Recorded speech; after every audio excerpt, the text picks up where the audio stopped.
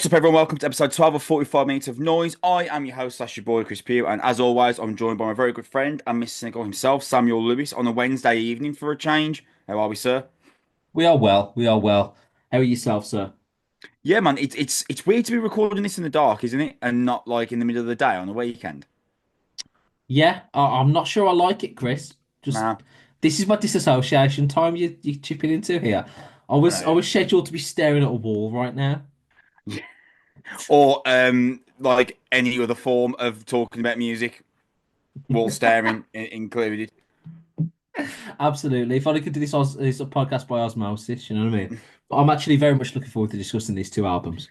Yeah, we've got something really nice on today. Like I'm quite sure we're gonna have some disagreements, which is always interesting. And God, I hope not. No. Oh, Chris. I'm out. I'm done. Do it on your own. I'm very certain we're gonna have some disagreements, which is always Uh, interesting. And there is actually quite a nice, juicy piece of news regarding one of the albums that we're reviewing, actually. So I think we've got room for a good one today. Just to give you a heads up on what's on today's show, we've got reviews on New A Day to Remember record, and we've got reviews on the new Whitechapel album as well. Very, very nice. Before we get into the show, we should tell you how you can support us. The best way to do that is by liking slash subscribing on YouTube or whichever podcast service you use to watch slash listen to us.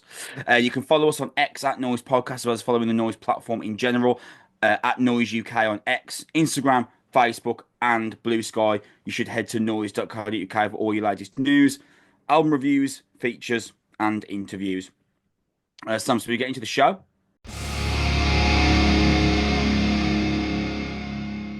Let's start talking about the record. We're going to start reviewing now Big Old Album Vol.1 by Day to Remember. As I mentioned, it's out now physically. It's available to stream on March 21st via Fueled by Ramen. It's the band's eighth record and the follow up to 2021's You're Welcome. I doubt it, Sam, but have you seen the artwork for this album? no, mate. Talk to me about it. It's quite interesting because it's very Dookie-esque.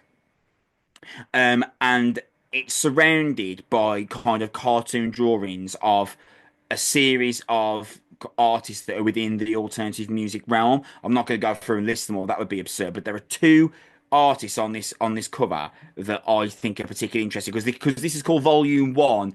Obviously, that implies there are going to be further installments of which I'm going to assume some of these people are going to feature. So the two in particular I wanted to mention are Isaac Hale, a guitarist from Knock Loose and producer as well, and Ollie Sykes also Interesting. pictured on there.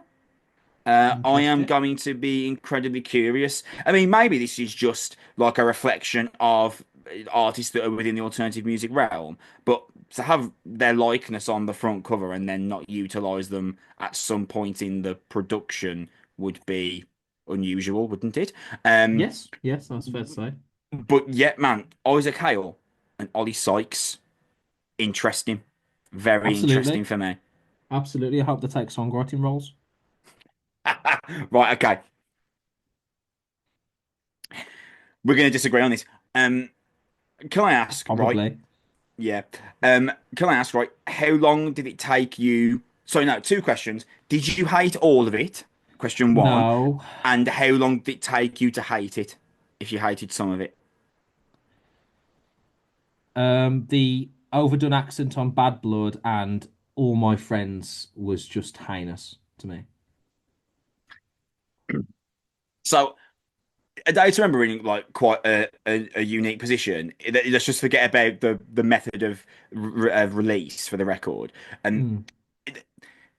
it does seem to be that they are. I wouldn't say. I think a downward slope is an absurd thing to say when I just said they're getting 5.1 million monthly listeners on Spotify. But there is just a feeling for me that they're kind of they've plateaued. Yeah, Like oh, they've that's fair to already say. hit the peak and they're just kind of riding that peak wave. And I'm not sure if that needle is ever going to get any higher. Um, they're headlining Slam Dunk in May, and I will be there, and it will be class, and it'll be superb. But Mm. if you just said to me 5 days ago, 5 years ago, I would have said a day to remember are too big to headline Slam Dunk. And now, if Slam Dunk is, just, I think, is a suitable position for them to headline. Again, they're a huge band, and I love a day to remember. They're one of the bands that have got me into alternative music in the way that I love it today. But they're in this interesting position, and You're Welcome was. their last album wasn't great. It was quite a sideward step, and I think that this album is actually quite important for them. You said that you was okay. So you mentioned Bad Blood. Now I actually think that like Bad Blood, like when I first heard it, I was like this. I typed here. I'm literally on my notes. This is the day to remember that I want. That brooding hook in the guitar opening. Jeremy Kinnan's vocal crawl cleans are really nice. The dual layered vocals blending into the chorus are great. There's a huge chorus on it in general, and I think it would sound great live. Huge breakdown on it, which takes the track in a direction that I wasn't quite expecting. Is it just the? Is it just? I get what you mean about the overhyped accent, but is it purely the accent that you decided, or was there something about the song that you thought was off? I felt Because like they I were think trying to. I think Bad Blood's awesome. I felt they were trying to do a Fallout Boy impersonation. Right? Like it, Yes. Yeah. it felt like it was like, all right, we're gonna try a big pop punky kind of adjacent song with a bit of a breakdown at the end because that's what the fans would like. And it just felt a bit just deliberate in the sense that, all right, this is the pop one. It felt to me like it was like Duck Duck Goose from a songwriting standpoint, and it was like poppy poppy heavy, poppy poppy heavy, poppy poppy heavy, and within that it followed the same blueprint: verse chorus breakdown, repeat chorus end. That was all. Every single song follows that blueprint. To be fair, Uh, though, mate, that is kind of a day to remember's career. right, That is right. what Which, they've been writing, yes, mate, for a while. absolutely, absolutely. So I guess this is where we divot away and be like, if that's your bag, great. Not mine, that's fine. But from a separate point, some of these songs, Chris, I don't know how you can take them seriously. Yes. I mean, so all my Is that friends, fair to say? Some that of these is fair songs to are say. ridiculous. That is fair to say because uh,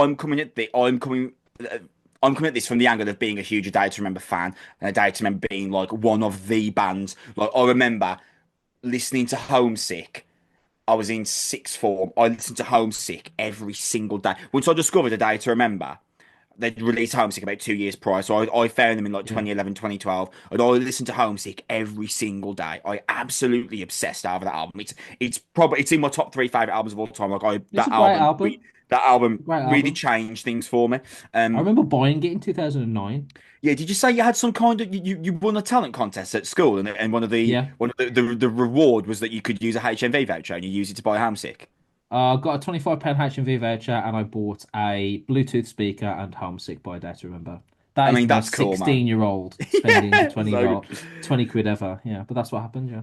And I think since 2016, A Day to Remember have been writing records, and so there are moments on the record since that they do lose some credibility. For All My Friends, it's a perfect example of that. I think it's quite catchy, infectious, and I personally find it fun.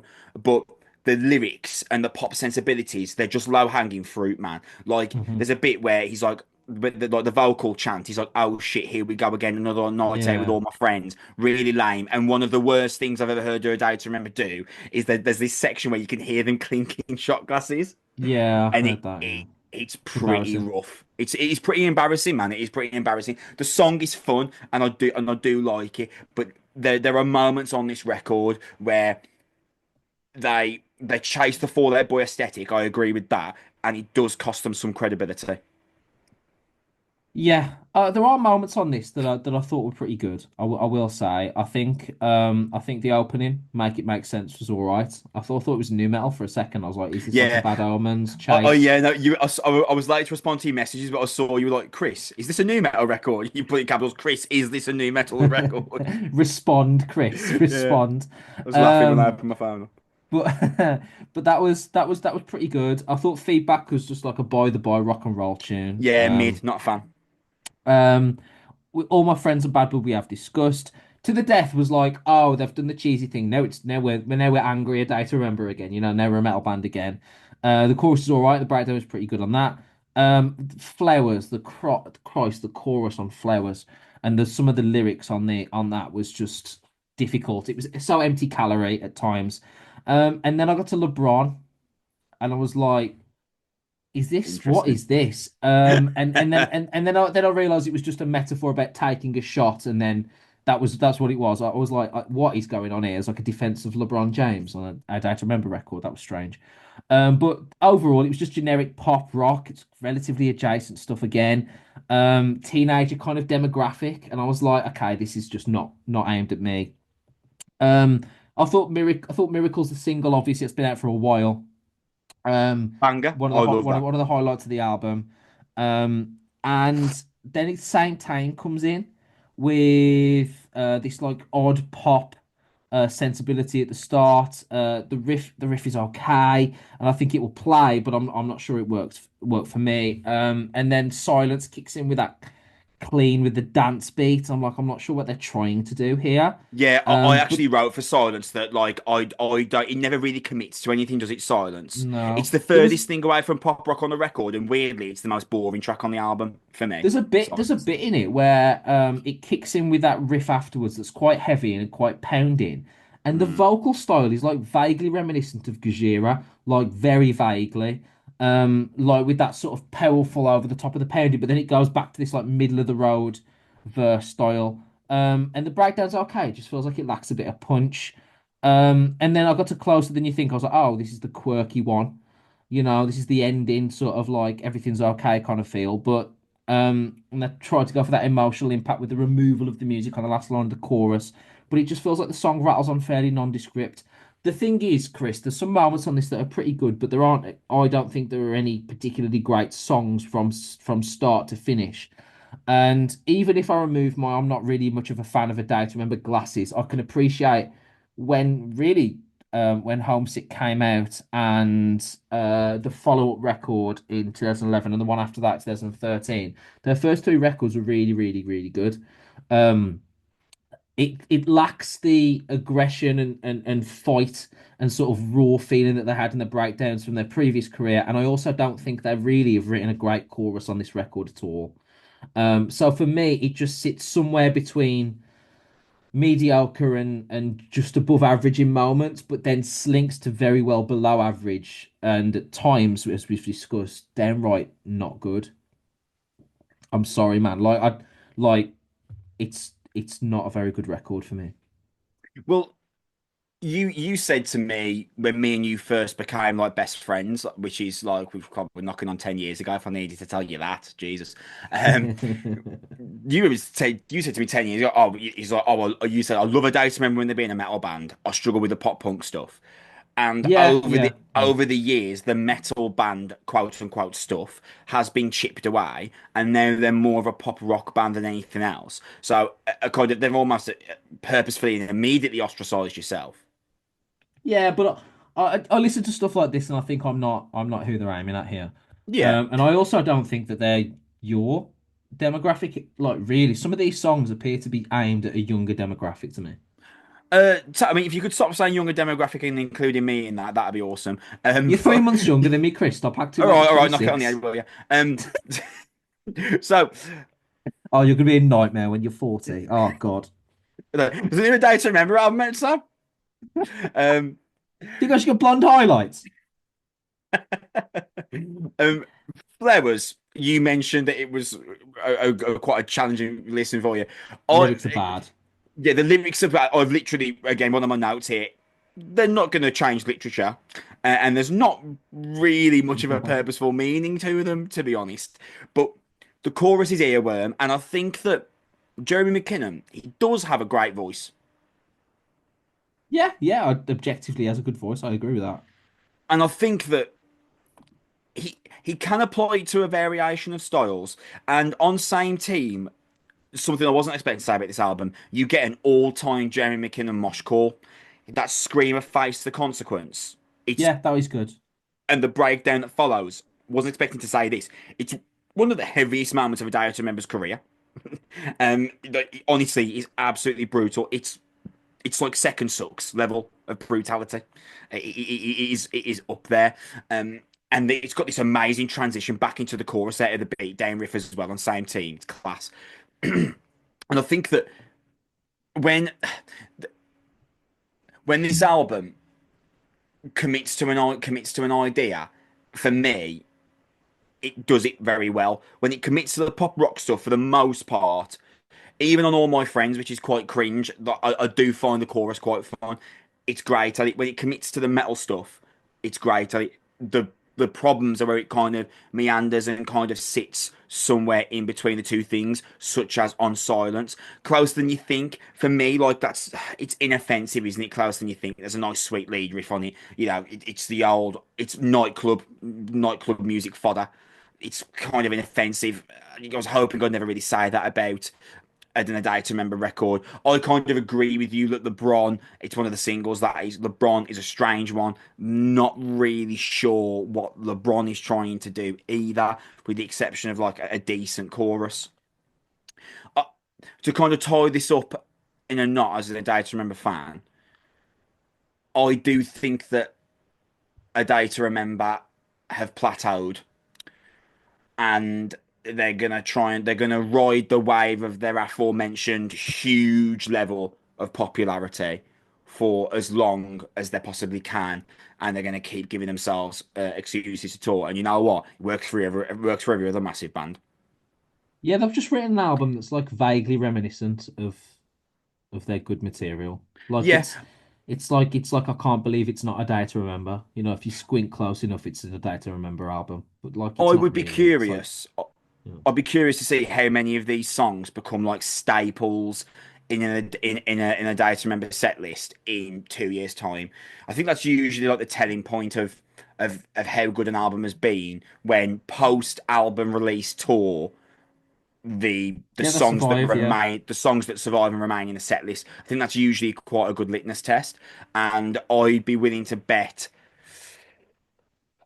with the exception of the ones that might shoehorn into the set because they're like, we want to play it because we like playing it and we like to do new things and we've played every other song on the set list 50,000 times.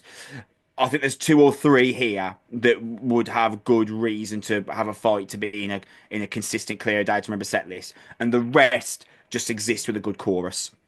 So even as a someone who adores a Day to Remember, I wouldn't say I'm a hardcore Day to Remember fan anymore, but I certainly was at one point. Even as someone who loves and respects a Day to Remember, um, this is great fun in parts, and it's a good record for me. Okay, fair enough. That's where we're going to leave this episode of 45 minutes of noise. We are going to be back in 2 weeks' time.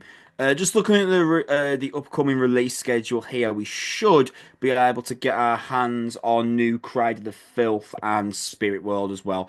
So that's what we're going to be aiming to be talking about in 2 weeks' time. Regardless whether or not we get those records, we will be back in 2 weeks' time discussing something at the very least. Perhaps the incredible sales of A Day to Remember's new album, where Sam bought 49,000 copies, is a possibility. Drop them off, all of them in your garden. Well, thank you for listening to the episode. A reminder: the best way to support us is by liking/following on YouTube or whichever podcast service you're using to watch/listen. You can follow us on on X. Sorry, still tempted to call it Twitter all the time. You can follow us on X at Noizze Podcast. You should go to noizze.co.uk for all your latest news, album reviews, features, and interviews. We're going to be back in 2 weeks' time. Thank you for listening. Keep it heavy. Bye.